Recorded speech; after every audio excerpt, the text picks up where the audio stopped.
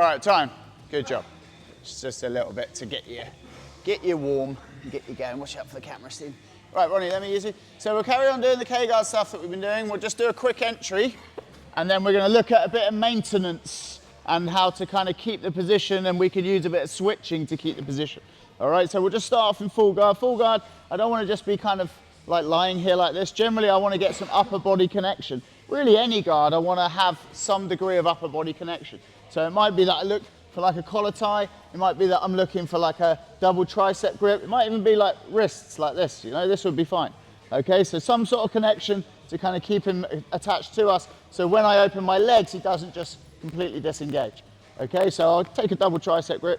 I'm going to put my knees on the inside, feet on the hips. All right, now I'm going to choose a side. I'm going to take my arm, get my scoop grip, and then I'm looking to get my knee on the inside of his legs and my foot on the outside. So knee on the inside, foot on the outside, okay? So my knee's not like out here, my leg's not on the outside of his hip. My knee goes in, my foot goes out. So my foot's on the outside of the hip, knee on the inside. My toes are pointing down, so my toes and knees are going to point in the same direction. Toes are pointing down to the mat, knees pointing down to the mat. I've got one hand inside here. This other hand can be kind of framing or maybe pulling him into me, depending on what I want to do. And I'm just going to put my foot under his armpit, so I've got this kind of knee shield position here. Okay, so I'll do it one more time. So we're in full guard. Take my double tricep, knees go inside, feet on the hips. Okay, I'm going to do it on the other side this time. So scoop grip, turn knees and toes to the ground, kind of hug his armpit, his rib cage with this foot. Okay, I can look to connect my hands, but what we're just going to do is we're going to use both these feet to kind of keep him connected to us. All right, what happened is someone might start trying to back out of this position. All right, and so these 2 feet, I'm going to take this foot from his hip, and it's more going to be kind of up in his armpit now. So if I feel Ronnie backing away, as well as using my scoop grip, as he's shuffling back, I'm kind of using my feet under his armpits to pull him in towards me. Okay, so Ronnie's sat on his knees, rather than kind of being like passive down here, which allows him to back up and kind of eventually get away. I want to have some control over his upper body with my hooks coming up into his armpits, pulling my knees into my chest. So as Ronnie tries to disengage and back away, I can be keeping connected to him.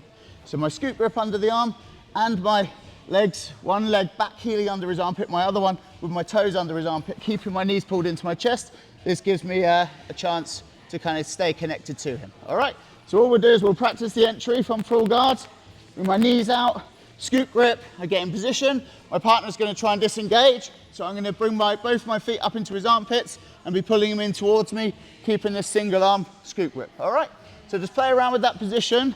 Person on top, try and give a bit of a backward reaction so that they have to use their hooks under the armpits to keep engaged, and just practicing that entry.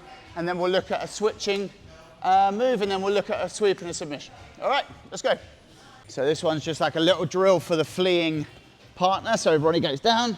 So I've turned, so there's that moment, isn't there, where we had our knees on the inside. I turn and I try and get my scoop grip here, which is really important.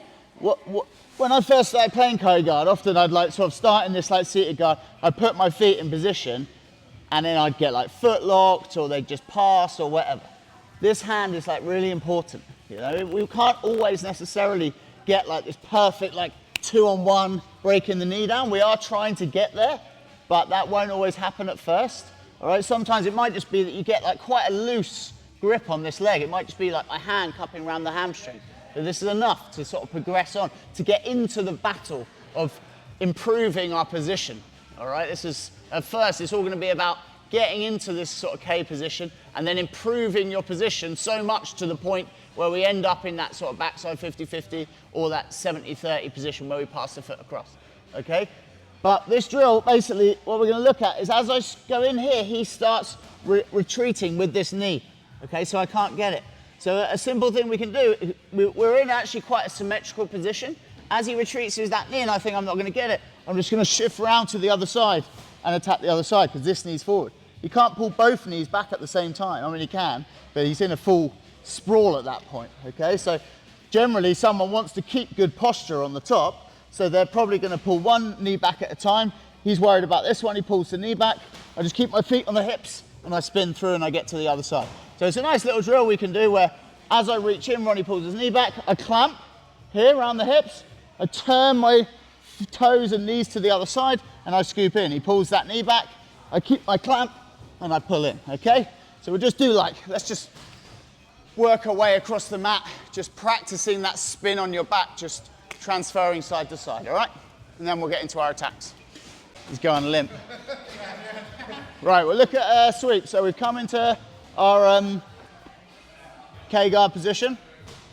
A really common reaction is someone trying to get a crossface with this arm, okay? So I'm gonna be ready for that. Like I said, sometimes we don't necessarily want to connect these hands. Eventually we want to connect these hands to move on. But sometimes when we connect these hands too early, like we lose our framing ability with this top arm, and someone can like smash into us and get like a deep crossface and things. It's not the end of the world, there's things we can do. But as I see him reaching in, I'm just gonna like kind of palm the crossface off here, and then I'm gonna look to take this arm out and get a shoulder crunch grip here. Okay, so this shoulder crunch grip, as I do that, I wanna get my, the like inside blade of my wrist like high up on his shoulder, so I get really good control.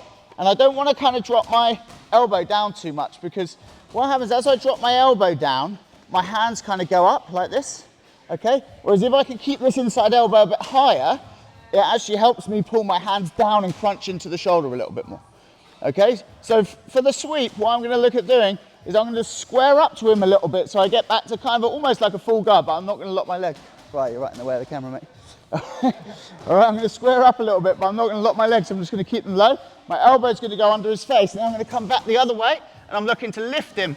I'm doing this scissor sweep style motion. I'm lifting him with my elbow.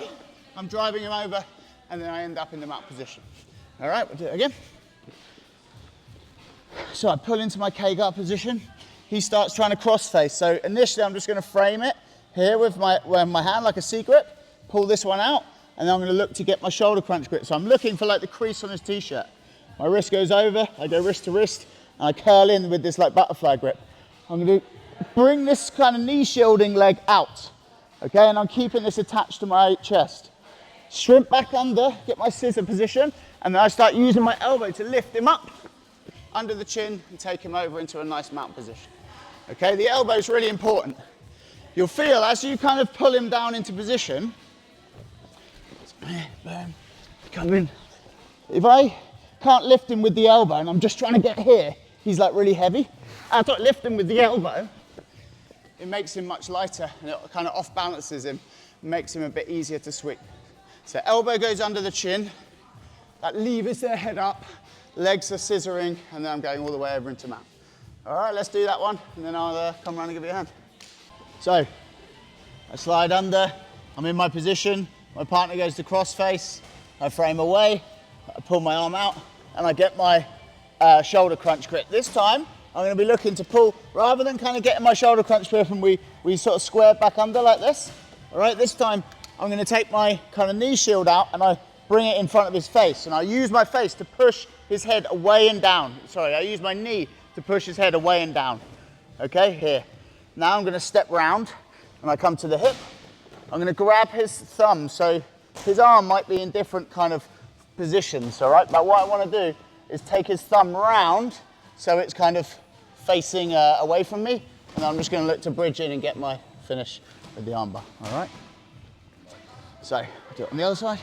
So I come in here, he starts framing, I'm going to frame, come away and get my shoulder crunch. As soon as, if I think I want to do the choi bar, I don't want my leg getting like trapped under here because it's going to be hard to get out. So I had a good shin position. My foot was hooked under his far armpit, and my knee was kind of in line with his shoulder. Okay, so I'm just going to bring my knee out from underneath his shoulder, otherwise I'm maintaining too much space here. I'll just pull his arm out, okay? And I'm going to put my knee on the front of his face so I can keep his shoulder attached to my chest. I push his head away. So one of the things that he can do to kind of get out of this is to build posture, build height, and he'll start coming out, okay? So with my knee, what I want to do is I want to drive his head away and down. So now as he tries to build height, it's hard for him. Okay, I'm going to step round, come to his hip, and reach round and grab his thumb so it's facing away, and then bridge in. All right, we'll do it one more time. So, I get into my K-guard, I'm coming under. He starts trying to frame into me. I'll push away, I'll get my shoulder crunch grip, use my knee to drive his head away, come to my hip, turn his thumb so it's facing towards me, and then I can feel kind of his elbow is like on the inside of my thigh, so I'm kind of squeezing my legs together, driving my top leg down and bridging in to get my finish. What he may well do when I get here is do a roll, forward roll over that shoulder. Okay, I'm just going to let him do that and go with him, but I'm not going to put my feet over his head. Okay, I'm just going to sort of squeeze my knees together and trap his shoulder and try and keep my hips underneath his shoulder, squeezing my knees together, and then just bridge in to get the finish. So you can add that last bit in with a little roll, because that's a likely reaction that we'll get. So we'll do that one more time. So I'm into K-guard, tries to get his scoop grip, his cross face. I come out, I get my shoulder crunch, my knee pushes his head away. I'm gonna shrimp out a little bit, make sure this is low. I don't want this to get trapped, it's a bit awkward. Foot goes to the hip, grab the thumb. He starts feeling the tension building up, so he rolls. So I keep my legs on the outside, but my hips are right underneath his shoulder. Okay, we need the hips underneath the shoulder for a tight armbar. Bridging in, and I'm gonna get my finish, okay? So you see, I've kind of crossed my feet. I'm not like full triangling them. Now my hips aren't under his shoulder, there's looseness. So I'm just squeezing my legs together, pinching my knees together. Got a little cross, back heel. It's really tight. Okay, let's run through those, and then we'll get into some positional rounds. It's a choi bar, yeah. Is it still a choi bar when he rolls? I guess not. It's an armbar. Yeah, but it's a really, often when people teach the choi bar, they will tend to add that on because that is likely what's going to happen. What made it was the leg cross. Yeah, it's like that side position, and no, I don't think so. I think the choi bar is being on your back, getting that crunch grip on the elbow, stepping over and getting the armbar from there.